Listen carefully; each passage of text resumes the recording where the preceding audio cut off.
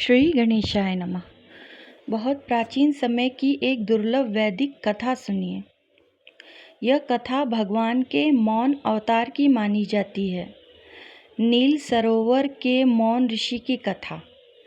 सतयुग के अंत में हिमालय के पार एक रहस्यमय स्थान था, नील सरोवर। उस सरोवर का जल रात में तारों की तरह चमकता था। कहते हैं वहाँ देवता भी बिना अनुमति प्रवेश नहीं कर सकते थे।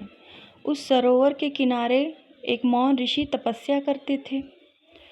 कोई उनका नाम नहीं जानता था। वे कभी नहीं बोलते थे, बस आंखें बंद करके बैठे रहते थे। उनके शरीर पर नीले कमल खिल जाते थे। जंगल के पशु पक्षी भी उनके पास आकर शांत हो जाते थे। एक दिन भयंकर असुर करकेश ने पृथ्वी पर आतंक मचाया। वह लोगों के मन से दया और प्रेम चुरा लेता था। जहाँ वह जाता वहाँ भाई भाई से लड़ने लगते। माता अपने बच्चों पर क्रोध करने लगती। ऐसा प्रभाव था उस दैत्य का। देवता परेशान होकर भगवान विष्णु के पास गए, पर उस समय भगवान विष्णु योग निद्रा में थे। तब आकाशवाणी हुई, जिस मौन ऋषि को संसार साधारण तपस्वी समझता है, वह मेरे हृदय का छुपा हुआ रूप है, अर्थात वह मौन ऋषि मैं ही हूँ। देवता नील सरोवर पर पहुँचे। उन्होंने ऋषि से प्रार्थना की, पर ऋषि मौन रहे।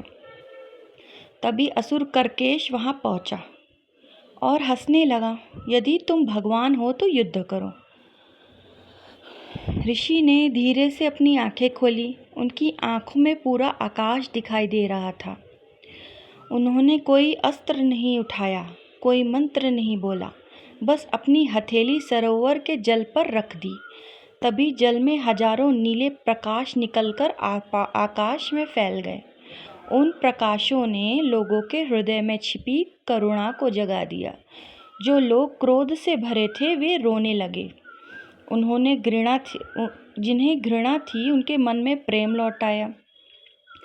असुर करकेश चीख उठा, क्योंकि उसकी शक्ति लोगों के अंधकार से चलती थी। जब संसार से घृणा कम होने लगी तो उसका शरीर धुएं में बदलने लगा।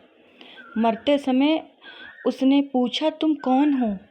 तब पहली बार ऋषि ने कहा, मैं स्वर हूँ, जो मनुष्य के भीतर तब जन्म लेता है जब वह किसी से बिना कारण प्रेम करता है। इतना कहकर वे प्रकाश बनकर नील सरोवर में विलीन हो गए। कहते हैं आज भी पूर्णिमा की रात उस सरोवर के पास कोई सच्चे मन से ध्यान करे तो उसे जल में नीले कमल खिलते दिखाई देते हैं और मन का सारा क्रोध शांत हो जाता है। कुछ प्राचीन साधु इस कथा को मौन नारायण की लीला कहते हैं। भगवान का ऐसा रूप जो युद्ध में नहीं, प्रेम और शांति और अधर्म का नाश करता है। मन में घृणा, क्रोध, ईर्ष्या, पाप अगर ये ख़त्म हो जाए ना, तो वो असुर हमारा कुछ नहीं बिगाड़ सकते। हमें हमेशा दया, धर्म इसका सहारा लेना चाहिए। ईश्वर हमेशा हमारे साथ रहते हैं। ईश्वर कभी हमारा साथ नहीं छोड़ते। जय श्री लक्ष्मी नारायण।